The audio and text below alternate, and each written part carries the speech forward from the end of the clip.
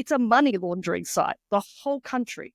So I think the propaganda, though, has done one, because the way they treat Zelensky like a hero in Britain, with this hero is funneling all your cash, and your citizens, your pensioners are sitting there freezing and dying at home because they're told there's no money, or you're waiting and dying of cancer because you can't get a screen because your NHS is bankrupt. I don't understand how they're not on the streets in outrage. I don't get it.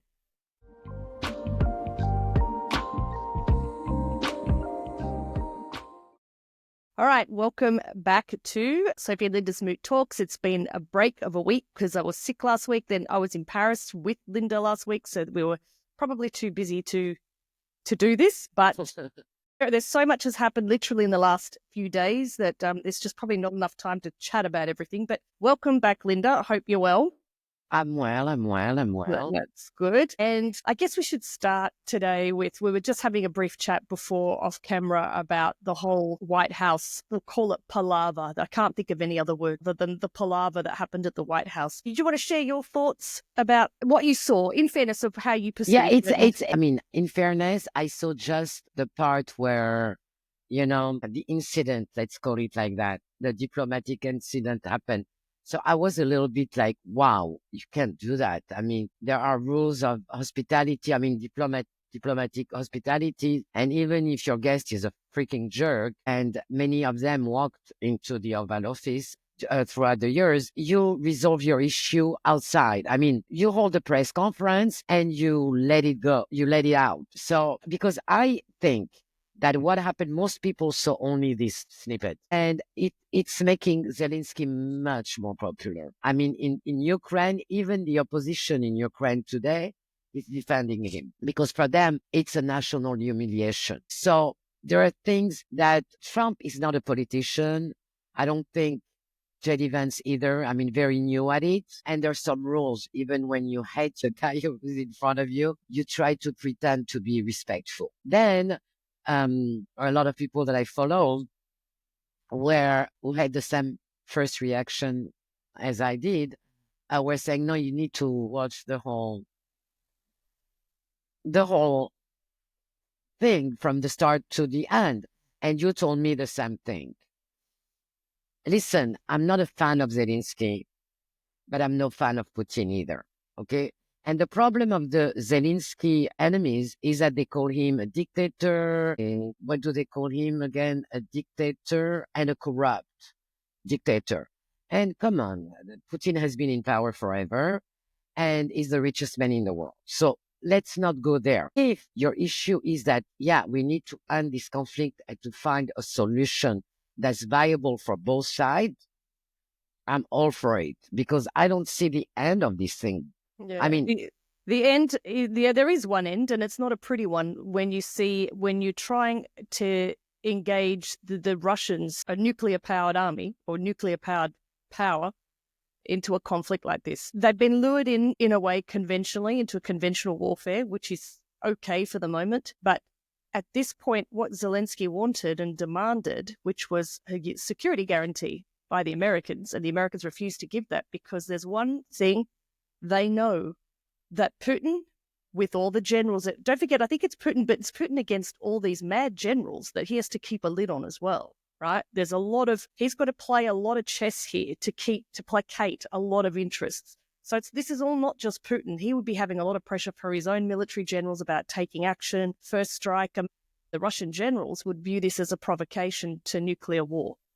And I do not think Trump wants to go there. That is not his legacy. He will never risk this, which is why I think he was so aggressive with Zelensky at the time. I think his aggression came from Zelensky's insistence that American security guarantees, which include boots on the ground, the idea was that there would be European peacekeepers, but that the American forces would be the backup, which essentially means US forces in Ukraine fighting Russians. This is a proxy war, but it's not proxy anymore.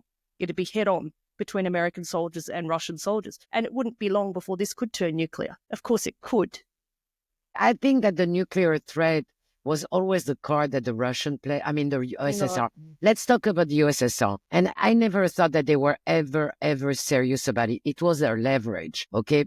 Because they had, I'm talking about then, that was the USSR, and then the rest of the world, you know? I don't think that Putin would ever, I don't think But it's not about is Putin. that, That's what I'm saying. I don't think yeah, it's just him. There are I think, others in there yeah, that will be putting him in a corner, pushing for action, especially if the Americans got involved. I'm telling you, there's you can't invade a place and then complain. You can't. Because I mean, the same people that are defending Putin are the same people where did we invade Iraq?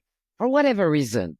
For whatever reason, if it was justified, we know today that the Iraq invasion was the most stupid ever there's plenty of stupid invasions. The Afghanistan one invasion. was as well. And we know that why they really invaded Iraq had nothing to do with Saddam Hussein having chemical weapons. They went in because of energy resources sources. That's why they went. And that's the same thing here. Most Mm, conflicts are no, based. I don't agree. No, not this one. I Yeah, don't. I mean, I think my thing, and I'm not a Putin hater either. I'm not like these people who are Zelensky is a monster, Putin is a monster. I'm not. I'm not. I try to see things. There are things that I think that Putin is upset about from the West, and he is right to be upset about. I think the fact that they are ignoring I mean, symbolically ignoring the role that the USSR played in defeating the Nazis. And you're not insulting Putin when you do that. You insult the millions of young Russians who lost their lives to defend your freaking whatever freedom. I mean, on the other side, okay? I'm not saying that I'm pro USSR either and whatever.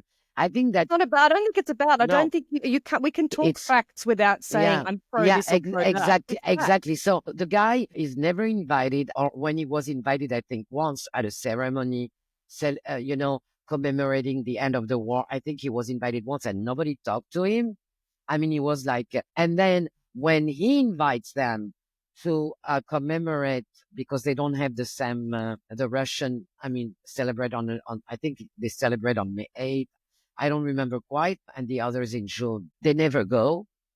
Hello, they were your ally there then. They only not were like 20 million people died.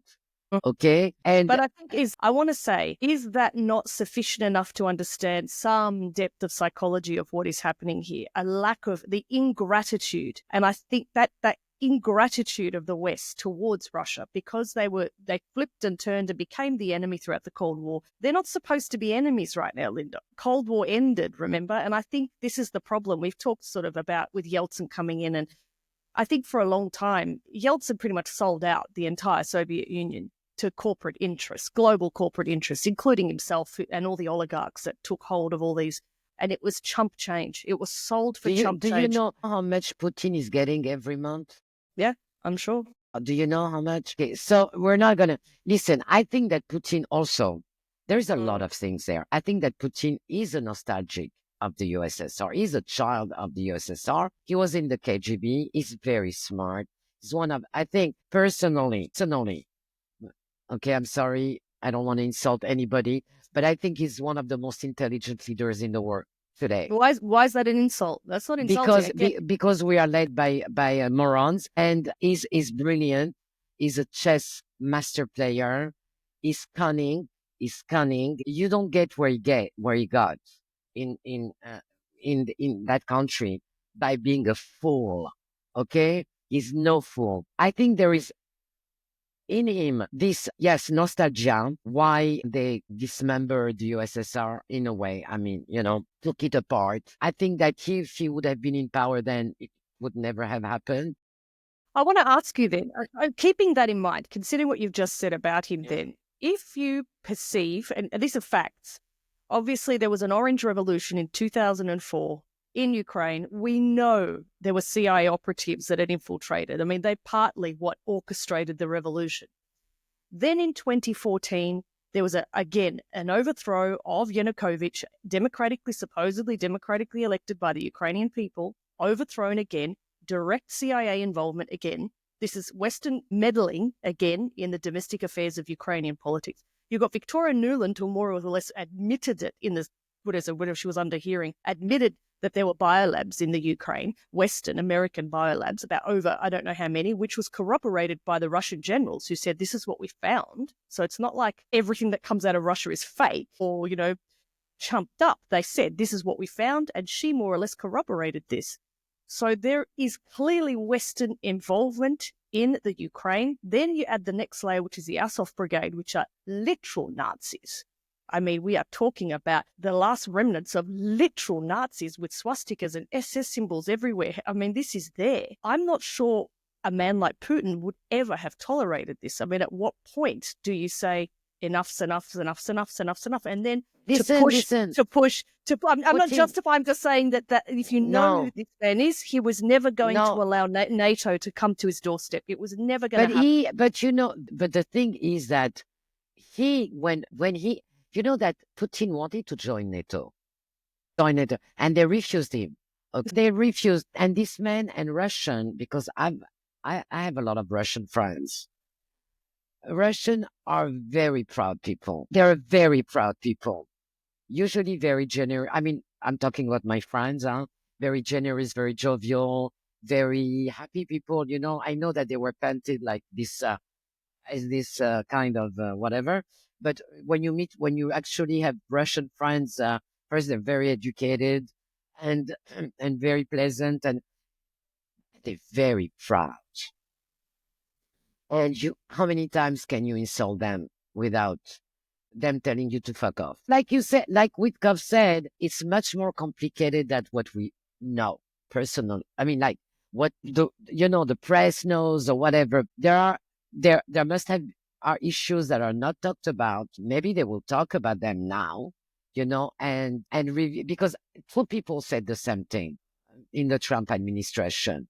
They made exactly the same declaration almost. The things are much more complicated than they look like. So there's something that we don't know. Yeah, but I think politics in general is complicated. I mean, that's fair of every conflict. I would take the Israel-Hamas. There's a lot of complexity in all the conflicts around the world. We're not privy to information, obviously, but what we are privy to is stuff that if you bother to have a paper trail and follow history, you'll see what's happened. Like there was a peace deal on the table back in Istanbul. Was it Boris Johnson more or less convinced the Ukrainians don't take it, didn't take it. So war keeps going. It's 2 years on now, more death. Now, what J.D. Vance said was true, though. But what was on the paper in 2014? 14? Yeah, no, was the overthrow of Yanukovych. No, were you telling me, sorry, when you said that? There was an agreement, there were several agreements about guarantees about not joining NATO, etc., etc. There was just never going to be... But tell me something. If a country Ukraine needed to stay a neutral No, but state. if a country is independent, okay, like Hungary, Romania, Czechoslovakia, I'm talking about the old colonies. Let's put them that way. Those satellite states. Satellites. They join NATO. So, I mean, I don't think that I understand that Putin is mad because he wanted to join NATO and they wouldn't let him join NATO. Okay, so why wouldn't you let me join NATO? But if Ukraine, which is an independent country, wants to join NATO, why not? Because it's on the border, and he will never, ever accept that it's on the border. Because he knows, and the Americans know, and the deep state knows, and everyone knows what that means. And what that means is further infiltration into Russian territory, which will undermine his power and control over what he perceives is traditional Russian territory. That's it, basically. But, I mean, I don't know why, because for the last 20 years, Western influence has been in Ukraine, meddling, constantly. I think it was the straw that broke the camel's back. And that's it. And I think that's what's creating a lack of peace now, is this failure to... The Russians want one thing. There's no security guarantee. Ukraine's a neutral country. It will not openly side one or the other, but neutral. And there's an agreement there. This minerals agreement that they're looking at would have benefited Russia as well because, okay, I think Russia wants to normalize relations with the West. I don't think they want this to keep going. They've had their assets frozen. Everything around the world has been frozen.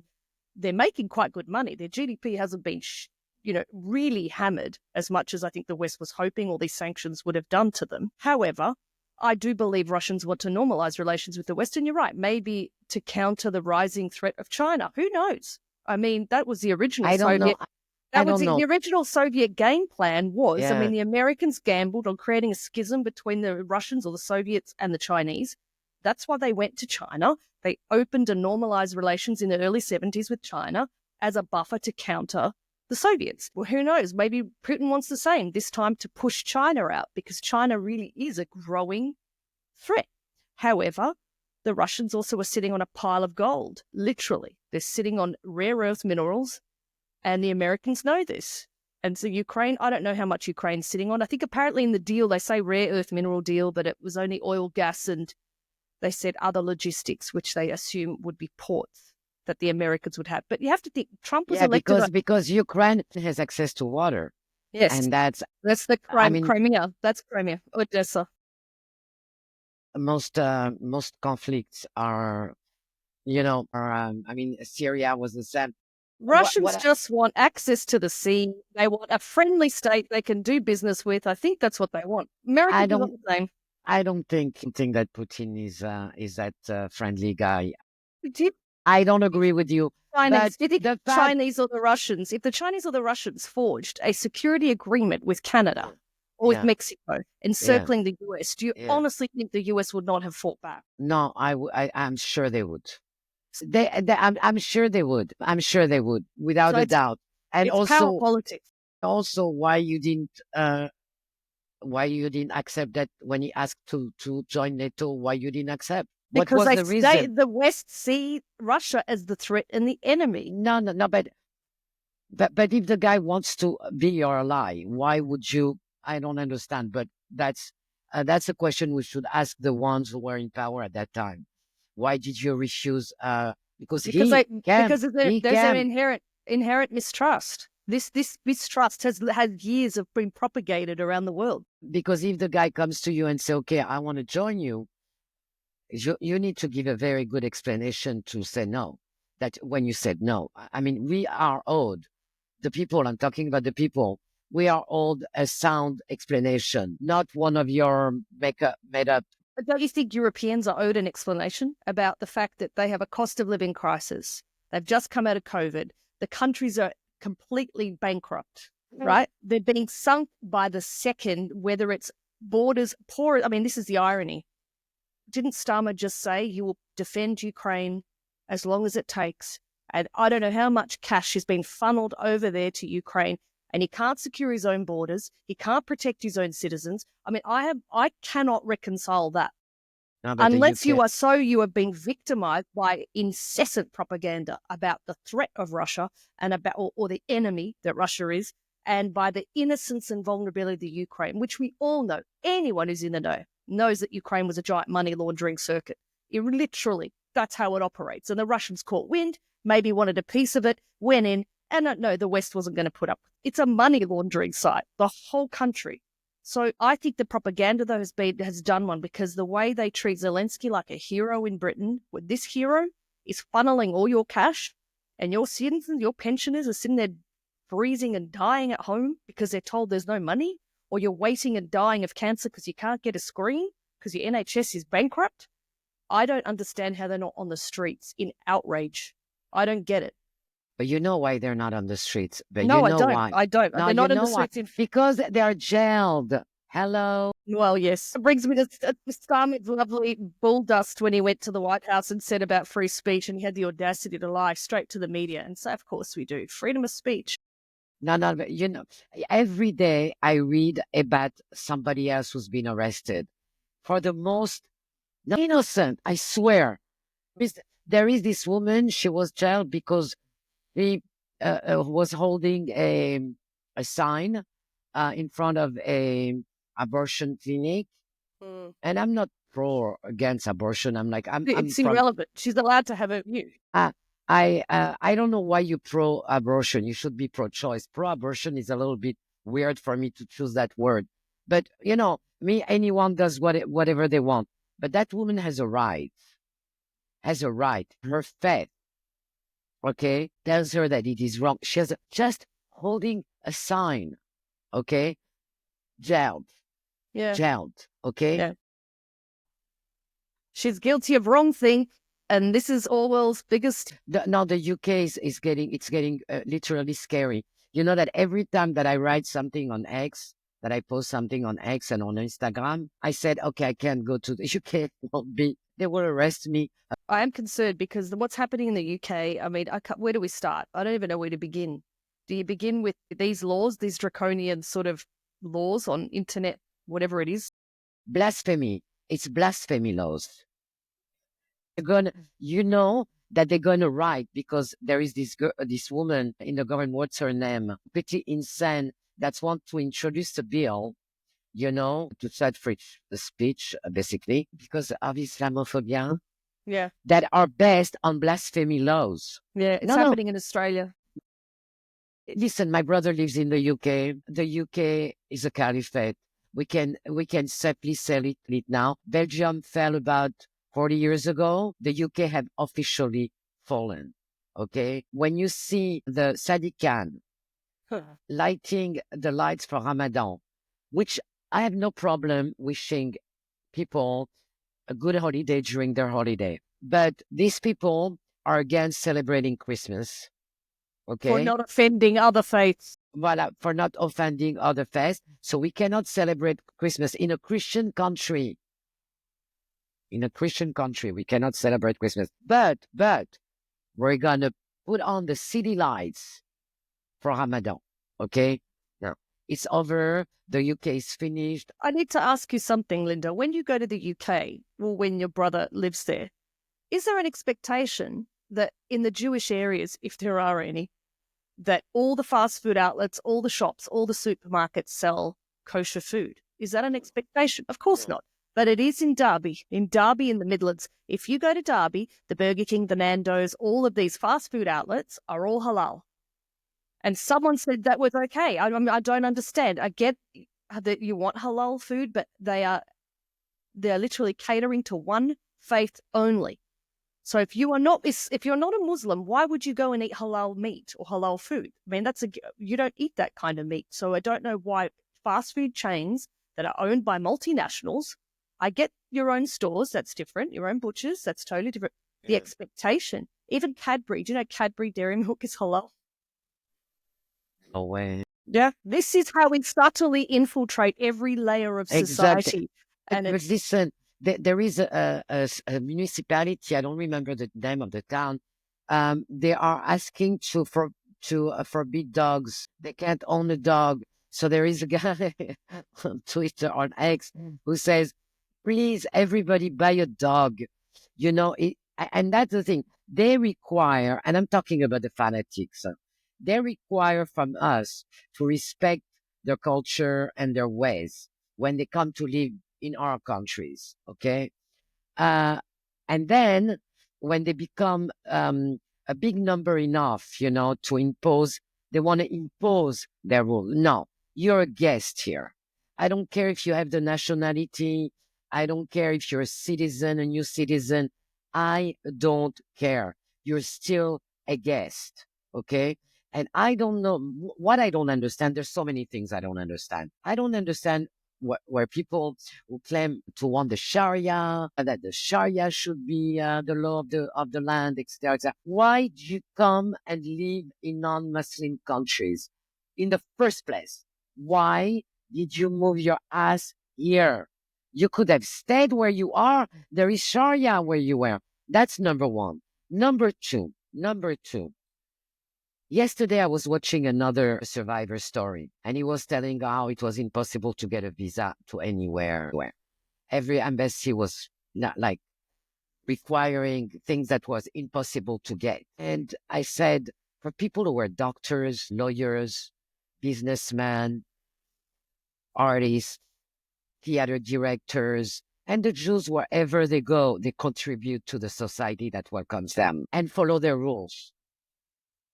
Today, okay, they're opening the borders and they're bringing in importing a mass of men between the age of 18 to 30 who are so-called refugees. I see no woman, I see no child. I mean, I've never seen refugees who are men only and young men only, knowing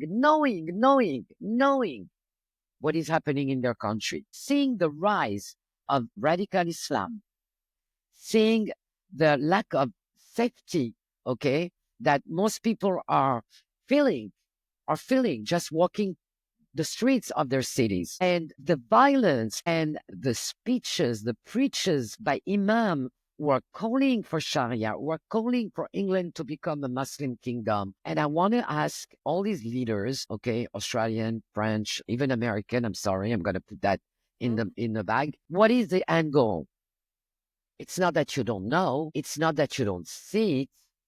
It's that you don't see what's happening in your universities. It's not that you're not seeing that town after town after town in Michigan is becoming Muslim. Okay, I'm talking about the big cities, and I don't care that Muslim come. We have Muslims in France, and up to about 30 years ago, 40 years ago, they were completely they were doing their religion like the Jews do their religion, like the Buddhists do their religion, like everybody follows their tradition and everything. But there was a mutual respect of one another, and lost, completely lost, because there is money, funds, billions going to radicalize this population specific with one goal and one goal only, and it's total domination. And we know who's the sponsor. And yet, that's why I'm a little bit upset when you say, yeah, but Trump, he sees that, and he sees that, and he sees that. Hello, the biggest threat that the world, the civilization, the Western world is facing today, for me, it's not even China. Come on, China? It's not China. It's radical Islam, which is in our home. It's not like a faraway threat like China, a faraway threat, or Russia, a faraway threat. The threat is in your home. Hello. And still you are ignoring it. I mean, speeches after speeches, you hear the speeches. Yeah, there's no tolerance for terrorism. They never say Islamic terrorism. No, of course not. They don't say that, okay? It's terrorism, and right away they jump right away to Islamophobia. You do know that they Okay. did after 9/11. After 9/11, London bombings, Madrid bombings, around the same, between the year 2001 and 2008, they were calling it Islamic terrorism, Islamism. It was, I studied it at university. It was a big thing. It was discussed. It was talked about in the intelligence circles. This is what it was called. Even the media presented it as such. Something switched after Tahrir Square. Something shifted after the Arab Spring, and they started not labeling all the car rammings and the stabbings and the beheadings and everything else. They stopped calling it Islamic terror. They called it terrorism, but they never referred to the religion. And in fact, at times, they flipped the script, just like they did with October 7. The next day, they'll flip the script, and instead of talking about the terrorist attack that was, they'll start flipping it and talking about the aggressors as the victims. So instead of talking about Islamic terrorism, and the next day talking about what is it about the ideology that breeds this and creates this type of terrorism, the next day they don't talk about Islamophobia. We have to protect our Islamic brothers and sisters. Hang on. You just had a bunch of people that went and butchered, let's call the Bataclan or whatever happened in Paris. And the next day you care about your Muslim brothers and sisters? That's your concern? Not the victims who were just killed? I mean, the parallels to what happened on October 7. We won't talk about the victims. We'll talk about the Palestinians who are being unfairly treated. The victim is a Westerner, so he's not victim. He's guilty by birth. You know, the one that I sent you, you remember? This guy in England, the last guy who was stabbed by a terrorist on the London Bridge to take de-radicalization classes because they feared that he might become anti-Islam. Yes. Okay? That's what we're at. This is an example. This is the victim. The victim has to take de-radicalization in case, not he was, in case he becomes anti-Islamic. We are dealing with a complete and utter takeover, fifth column takeover of all our countries. No one will admit to it. You remember that guy? You remember that Iranian guy? He's not Jewish, he's Iranian, in London, was holding the sign Hamas is terrorist or terrorist. Yeah. He was arrested. And the guys, and he was confronting, there was a protest. And the guys were calling for the death of Jews, to kill Jews and rape Jewish women. They didn't arrest one of them, but they arrested that guy that said Hamas are terrorists. And I thought I thought that Hamas was on the list of terrorist organizations. I thought, I mean, that's what they told us for years, for years. So I want to ask, and you said it once, and I said, she's right. What is the end goal? What is the end goal? This suicidal Well, Gadsad calls it policies. suicidal empathy, Yeah. this idea. But I think it's gone beyond simply just empathy. This is just suicide. That's Well, it. I don't get it because you see in Australia, Canada. Can you believe that a council of imams called on Canada to rein on radical Islamic rise? They are concerned. Yes. Imams are starting to be concerned. And the thing is, like, for example, in France, most Muslims in France come from North Africa, from old colonies, Morocco, Algeria, Tunisia. And for years, the government, you know where they brought the imams from? Pakistan. Yeah. That's the same in the UK.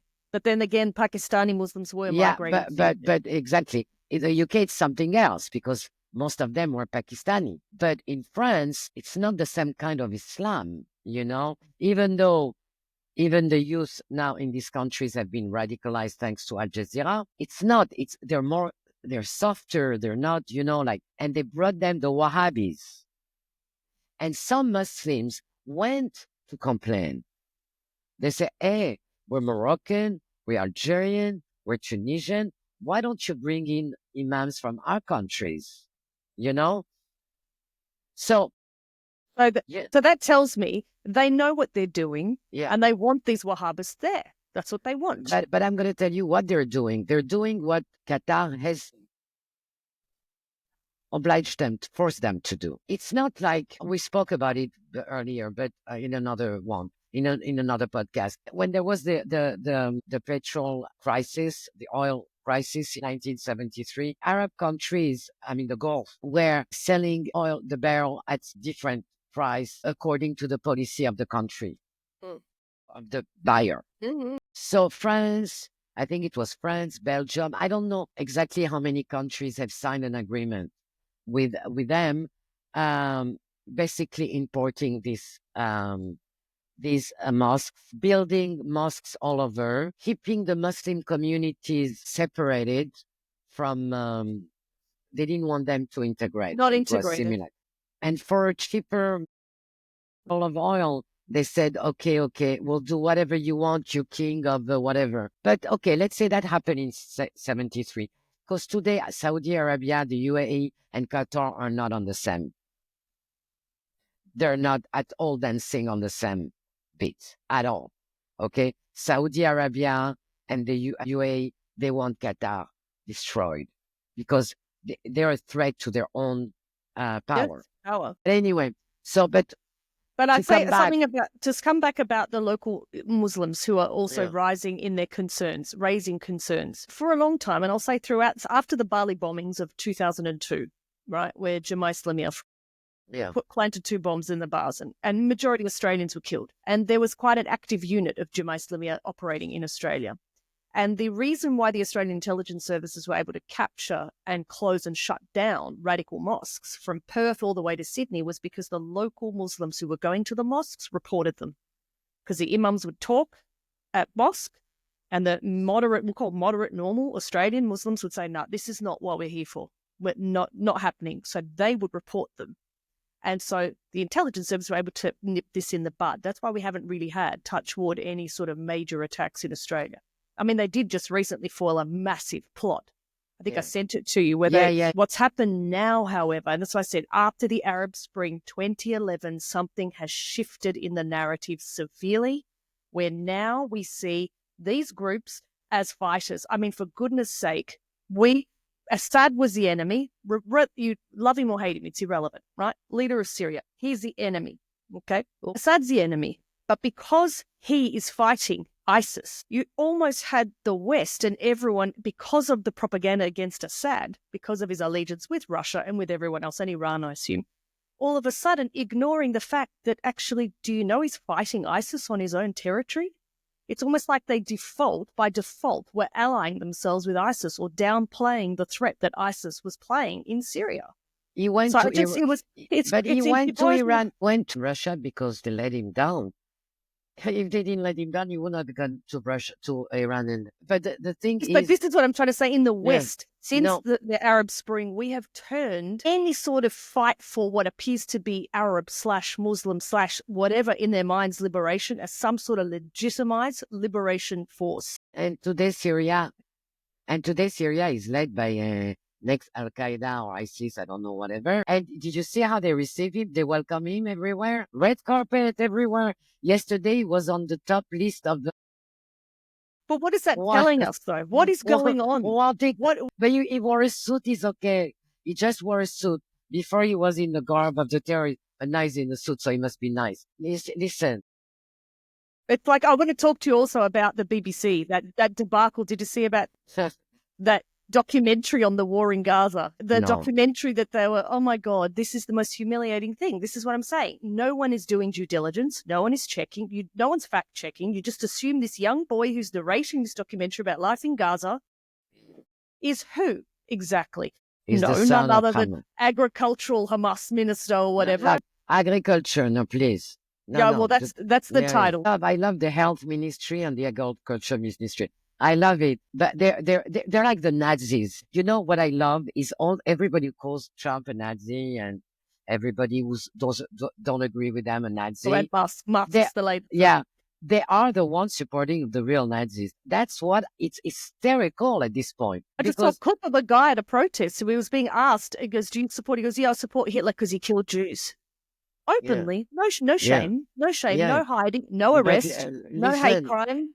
Listen, Muslim countries my country is a bestseller in every single Muslim country, except Morocco or some normal countries. And I'm sure in the UAE also it's not so. But they found dolls with Hitler dolls in Gaza in children's bedroom.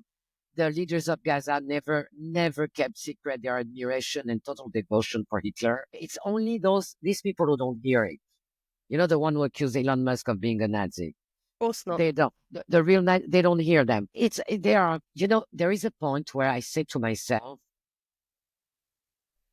do they reread their post? Do they rewatch themselves?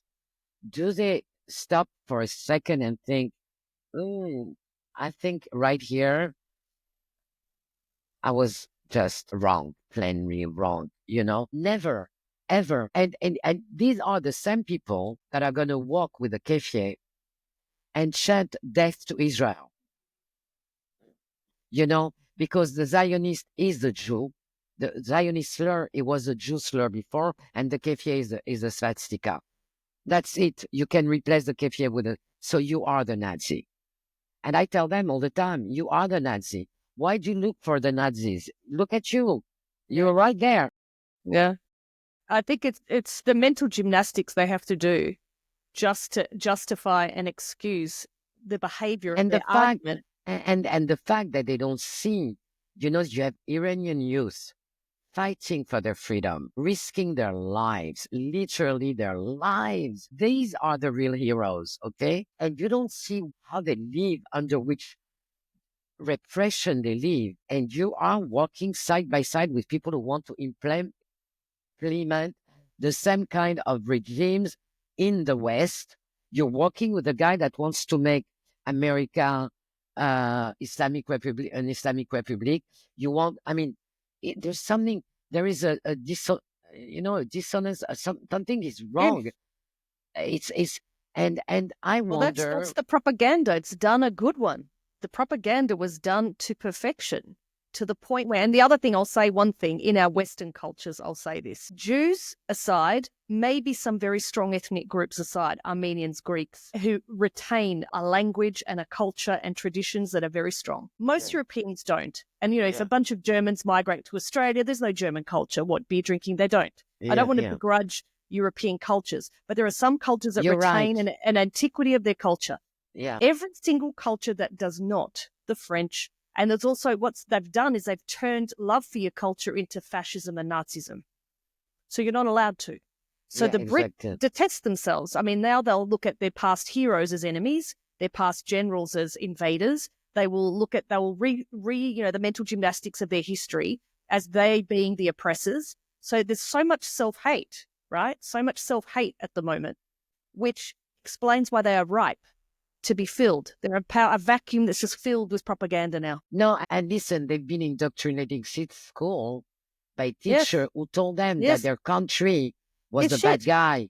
Was a Yes. bad guy. No, I'm one not of them. shit. No, not shit. A bad guy. A very, very, very bad guy. So you have to carry that guilt forever and Exactly. ever. And I'm the, guilty because, Linda, I grew up in Australia. I started teaching in Australia. Our entire history courses have switched from when I was at school to being about settlement to invasion, from settlers to invaders, from Aboriginals being part of the land and part, some sort of, there were clashes and scuffles, but we never learnt about it that way. We learnt about some sort of gradual adaptation to the fact that the white man oppressed, suppressed, we stole their children, we forced them into these things, and that becomes the primary narrative. Now, that's not saying those things didn't happen. They happened in Canada too, where they stole children and stole. But let me rephrase stole. These kids are being taken from abusive households. I mean, our former Prime Minister was heavily chastised and criticised 20 years ago because he sent the Australian Army to help young Aboriginal children, take them from their homes and put them somewhere safe. And that was seen as a white, colonial, supremacist, horrific action. Do you know which kids he was taking? The ones that were being sexually abused, harmed by their own relatives.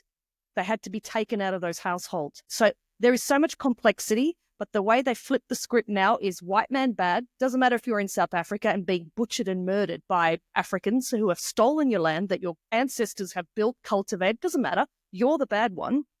Whether you're in Australia, whether you're a Canadian, whether you're a Brit, doesn't matter. Whether you're French, German, doesn't matter. Your culture is irrelevant because you've lost, they have trained you to lose faith in who you were and what you were. Germans, of course, were never going to ever feel patriotic ever again. That was done. For a German, you don't understand how hard it is for these people to even speak about German pride without feeling shame. They can't. They struggle, which is why the elections went the way you saw. But it's funny because East Germany voted for the AfD. The East Germans have no fear in telling the government, we will not be told who we are and what we can do. And the thing is, okay, there were abuse during the various colonizations. Mm-hmm. We're not gonna paint it all pink. Yeah, a lot. There was good also, and there was bad.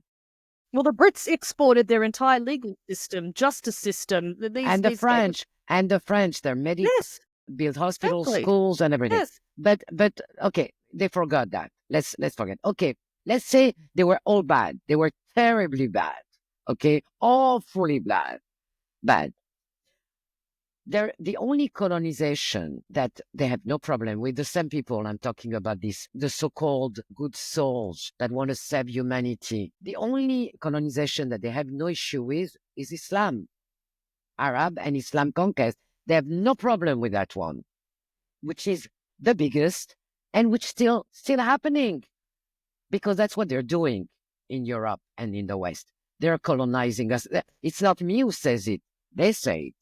It's not me. In 20 years, they're calling for their women to make a lot of children. In 20 years, it's going to be ours. Westminster is going to be a mosque. The Cathedral of in Spain is going to be whatever. Okay, it's not me. It's not my words. It's their words. And it's incredible that this colonization that was done with a sword, okay, they have no problem with. And rape and all of sex slavery. To this day, the Yazidi are sex.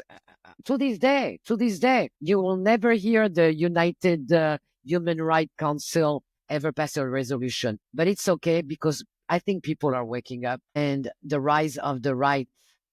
I don't want to call it the extreme right. I'm sorry. It's not extreme right. They have no idea. Elon Musk was just on Joe Rogan and he did say, he goes, whatever happened to just being right? There's left, but there's extreme and far right. Why is right far right? It's never just right. Exactly. You can have the left, but you have the far right. Well, what happened to just being right? No. It's just... They just want to associate us with the Nazis. That's all they want. It's not. It's like we are the monsters. I am really pissed when I see the word far right? Because can you define it for me? No, I would like you to tell me ideologically what does the far right stands for, and let's see if these people are far right. After that, after. But listen, what's your name? AFD. I predict in the next election, she's gonna make twice the number minimum. I think, as I keep arguing with some of my students, it's very hard because they're so frightened of being called Nazis. They hate the AFD. Well, they've been trained and indoctrinated to hate the AFD. They're all Nazis. They've infiltrated. We don't want them, blah, blah. And I said, when you discount a group of people and you refuse to engage in dialogue, you shove them to the sides, to the margins, to the fringes, and you think they're okay, they're going to stay on the fringes. They never do. They will come back. The AFD came back, doubled its vote in 3 years, 4 years, doubled, went from 10% to 21%. In the next election, you're right, it'll beat the CDU. It'll be the number one party in this country. And then everyone will scratch their heads and go, what a bunch of racists. How did this happen? What happened in Germany? And their little brains won't think how many millions you've let in, undocumented people who go around stabbing, ramming people with cars, sucking the system dry. And I feel bad for legit refugees. I really, really do, because there are legitimate immigrants to this country from Poland, or from a lot of them from Poland, a lot of them are from Romania, a lot of them are from Croatia and Serbia. Legitimate immigrants who want to make a life for themselves here. Amongst them, you also have refugees, families who are coming from Africa, who are coming from Afghanistan, but families who want to settle here and build a life here. They've damaged these people. These people are the ones that are going to pay the price for the stupid damn policies of the government who's let in every criminal. And then I don't really know where Germany goes in 4 years. I can tell you things aren't going to look pretty because of what's happened. The people will rise up. Do you think it's going to look pretty in the UK? Hell no. You know that National Front that everyone wants to smash? That boot smash Nazis, fascists. Yeah. You're going to see some pretty extreme views coming to the surface. And even if they might hide behind legitimate parties, you're going to start seeing some very extreme politics coming our way. That should frighten everyone. It's their fault. There's only one reason. Yeah, it's their fault. It's not they caused it. You didn't engage in dialogue. They are pushing people to go extreme. for, not only to go to extreme, they are pushing people to go for a demagogue that's gonna, in the government, there are people who know something about statistics. No, there's nobody there who's learned statistics. No, because there is at least 30 Sharia court in the UK, which allows them to marry more than once. But apparently that's not legally recognized. But here's the catch. It's not legally recognized, but somehow they manage to legally get all the benefits for all those children. Now, it's not legal, it's not official, but it's official. Yeah, I'm sorry. Exactly. I mean, if official means the government stamp of approval, then it's official, because behind the scene there is a stamp of approval.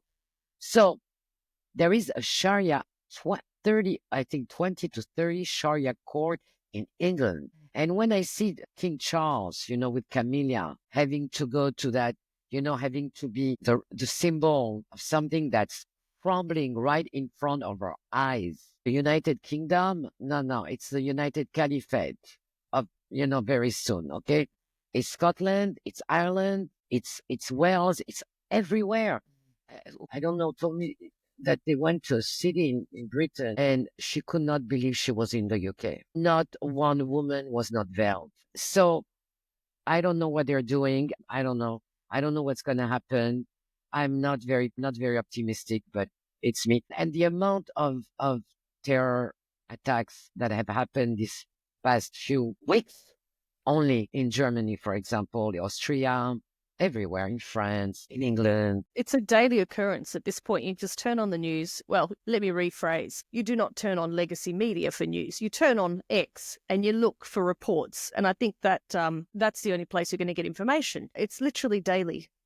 Daily events that do not get reported by the mainstream media. Do you know, Linda, I'm actually genuinely shocked, even when I send clips to my sister in Australia.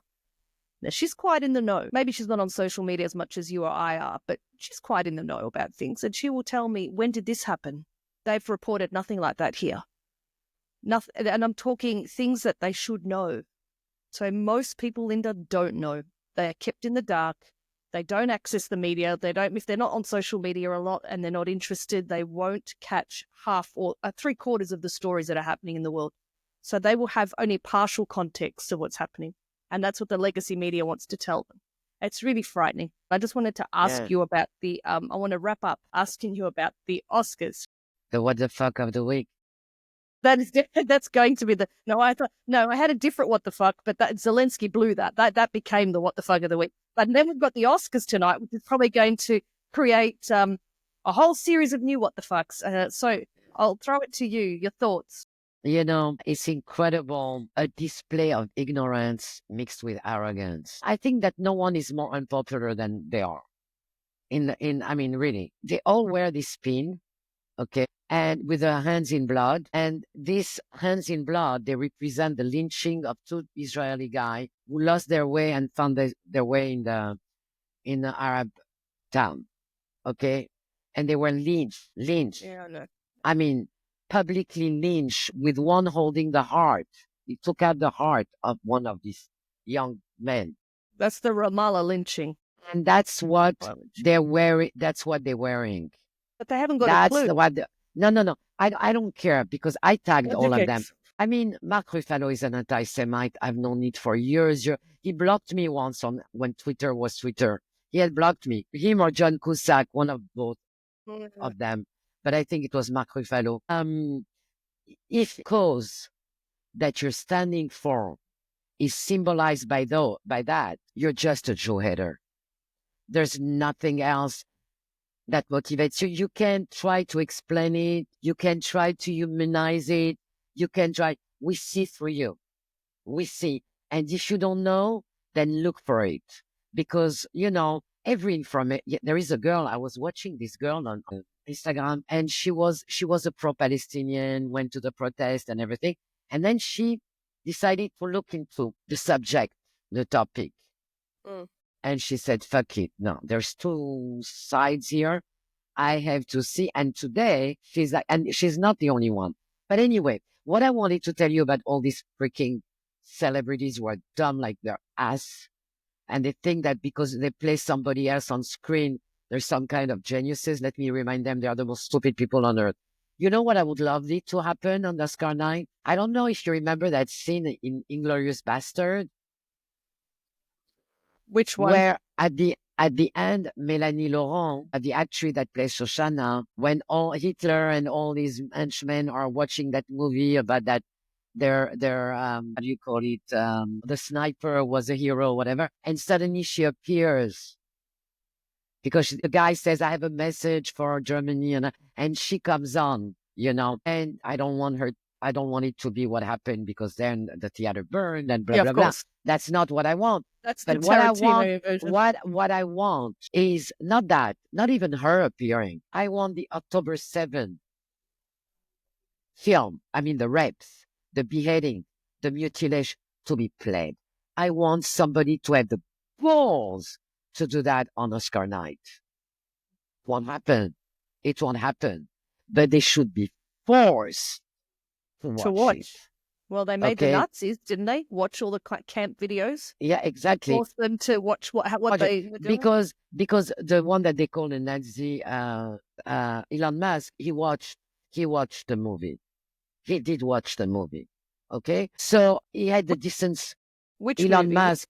The clips that the footage, the GoPro footage. That's what I would like on Oscar night. I would like a scene like that. That's my dream. A scene like that and the footage of October 7th to appear in their beautiful dresses, with their beautiful award speeches that they prepared, that their publicists prepare because they are unable to write a sentence that makes sense because all they do is repeat other people's words. Okay? So it's time that we see them for what they are. A bunch of ungrateful losers who keep insulting the people who made them famous and rich. Insult the memory of people who were butchered. On an end note, and let's see how many do wear the pin and how many are going to educate themselves. I want to see how many wear the yellow ribbon. Yeah. Since we No, still have, what is it, 56 hostages left still there. I mean, and I no, mean, I read they something don't. today in exchange for those Hamas wants October 7th terrorists who butchered and raped and killed people to be part of the release group. Israel has to reinstate the death penalty for terrorists. We feed them, we dress them. They have everything they need there in this jail. That everybody says, "Oh, they torture. They should go visit a jail." Okay, No, before they they need to go talk. visit an old Egyptian jail or in Iraq. Exactly. But I think that Israel needs to I understand that they catch some because they need intelligence. I get. Okay, so you keep one. The others right away hang them publicly, publicly. But what is hilarious? The heroes of Jackson Hinkle and all the losers. The heroes were in military garb and the thing, and he says, Abu, whatever, my hero. Your hero dresses as a civilian and hides in a hole like a rat as soon as the first young 18-year-old IDF soldier set foot in Gaza. So Yeah. this is your hero, Or dressed as a woman.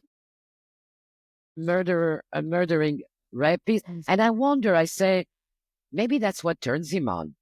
The fact that they're raped. Who cares? Anyway, We'll wrap that up. Your what we'll the wrap fuck? that up. What's your what the fuck? Oscar No, pins. that are the pins. And what's your, what you it No, was, I think it was the outburst. I think more. I tell you what my what the fuck was. It wasn't just the whole charade, right? Because that's one thing. It was at one point Zelensky starts to get quite. I don't know. You see the size of Zelensky and you have to giggle a bit because you think, who the hell are you? Like you're tiny. But anyway, he starts mouthing back when Trump is seriously starting to get agitated. And what really set Trump off was when Zelensky goes, "You don't feel it now. You've got an ocean," or something. He said, but you will feel it one day. You will feel it. And that's when Trump went, "You don't tell us what we're going to feel." So in a way, he was intimating that if you don't do what I say now, you're going to feel whatever it is. So it felt like a threat. And that for me was a what the fuck. no, I sat there looking at the... no, but it was not a threat coming from Ukraine. That's not how I interpreted. I interpreted on um, what is threatening us today will threaten you tomorrow. You've got an ocean that separates you from Russia. I really don't think that Russia has any intention to invade America, but that's beside the point. But I think What he wanted to tell him, I think, and he did not express himself very well, is there is an alliance on the other side, Russia, Iran, and China, and they want nothing good for you. And in that, I agree, because I don't think, and everybody's looking for his own interest. And I think that the fact that Iran, the mullahs, were congratulating Trump and JD Vance, I don't see it as a good thing for Trump or Vance. But I wonder what China is thinking. The thing is that I think that there is a will from Putin, in a way, and China also, to divide the West. And I think they successfully achieved that one. well, I think that's power games. That's how power That's a politics power work. game. But for sure, everybody's looking for his national interest. I mean, come Exactly. on. And I think, and that's why I'm going to circle back to Yeah. that you'll feel it too. I think it Yeah. was a provocation. It was almost as if intimating that the US is weak enough, as weak as the Ukraine, to be somehow threatened in any capacity by a player like Russia or Putin. And I think that because before what was said was about some accusation made about Putin being a terrorist and a butcher and whatnot, and Trump got very angry because he said, "Hang on a minute, this is the whole laptop Biden bullshit, everything you tried to link me to. Don't start talking," because he was getting frustrated with the media spin, and that's what that Zelensky was throwing back at him. So anyway, that was anyway, the whole thing was a what the fuck, especially when JD Vance really took the bait. I winced a bit when he said, "Aren't you grateful?" or "You should be saying thank you." I just went, oh. I thought that was just a little bit petty, right? It just felt a little bit petty, but I think that just shows JD Vance's inexperience in that. Yeah. But Yeah. I do think that. And I don't know if you saw the beginning when Trump welcomed him at the White House, Zelensky, and Yeah. he says, "Oh, you're nicely dressed," and and he was making Being fun. sarcastic. Yeah, being sarcastic. And the other one, humor.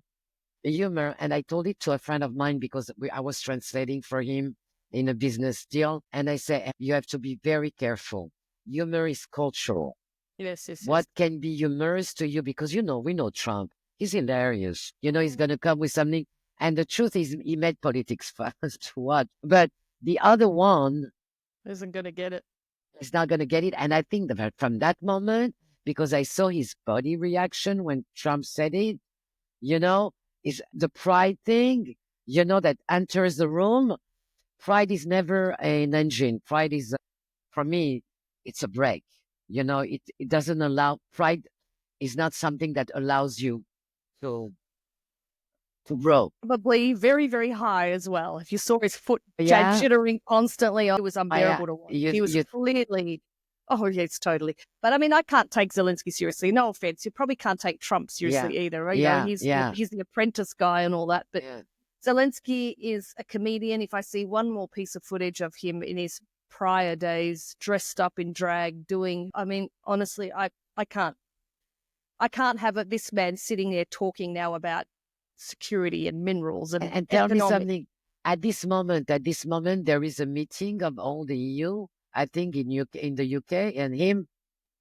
Yeah, is it happening right now? Yes, yes, probably. I think it's today, Sunday. Yeah. And Meloni is there too.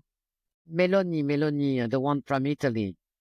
The Oh, prime Maloney. I was going to say Meloni. Yeah, Meloni, Meloni, Giorgia Melon. Maloney. Yeah, I In think French, so. we say Meloni, and so all the European are going to be there. Whole. This is I mean, this is probably another podcast, but this is where I worry. Europe now thinks it's going to create a bloc and it's going to hold out, you said, for 4 years while Trump's there for 4 years. It's just going to hold out and be obstructionist and really not work with the US. I don't think it's going to go well for Europe. Europe does not want to piss off their number one defense guarantee, secure, which is the United States. I think Europe thinks it's going to rebuild its militaries. I mean, I was listening to the Duran and I nearly burst out laughing. There are more generals than there are ships in the UK. There's not even plans. There's no planes. They Do have you know how 30. many? They have 30 functioning tanks or something like that. I just No, thought but it's going did to. you see? Did you see how many planes the UK has? Fighter planes. I mean, the UK, the RAF, the symbol of They don't. They it. don't. Italy has more. Yeah, I think France, that. Yeah, the army in France. Listen, you cannot trash your country. You cannot trash patriotism for decades and expect investment in your if own defense forces. enlistment. Okay, No. people are not going to enlist. If you trash your country, why would you defend that bad, horrible thing? Okay, so now Macron raised his defense budget. Starmer, I think, raised his defense budget. I think Denmark also raised his. But you can raise it. You have no soldiers. Yeah, but not only that, it'll take you 20 years to get to the So, point where you can terrific. even match where the Russians are today without the United States. So if I was Vance and Trump right now, I'd be looking at Europe going, where do you think you're going? Like, I just pull the pin on you now and you are open slather for anyone. Like, what do you, I think they're playing a very dangerous game. I don't know why, but then again, I've lost the plot with European But leaders. there's a lot of things that we don't know that are played under, under the Mm-mm. surface. And I pray God, that it will be a good outcome for humanity and that we can really focus on the real threat of the West. And I don't think the threat of the West, personally, I really don't think it's Russia nor China. I'm sorry to say that. I know I'm going to get a lot. And No, it's not. I don't like China at all. I'm not a Xi fan at all. Uh, I'm, I'm for Taiwan to stay Taiwan and everything, but they are not the threat. I mean, personally, I don't see them as the threat, but I think the biggest threat are our own decrepit technocratic leaders. They're the threat. They're our biggest threat because they don't care about us. They will bring in sweeping changes. They will turn us into a China-like society, and they could not care less. I I think that find them. I think before there's going to be a war between the East and the West. I mean, I think there's going to be a war of religion. There is a French, I don't know, who had said it many, many, many years ago that in the 21st century we will see another war of religions, and everybody because when it was said, we didn't have this threat into our doorsteps, but I think that's the threat. I don't think, and I think that that's going to unify some old enemies. But it's always happening like that. But listen, let's pray. Let's pray for everybody to regain fairness and curiosity. Before you go, you jump, you pro something and you're anti something. Why don't you read? Why don't you try to find out? Why don't you discuss with the other side? You know. I agree. But Agree. anyway, On on that note, let's say goodbye. say goodbye, and it's been lovely chatting. And till next time, let's hope the next week aren't so crazy in the news, but there probably will be.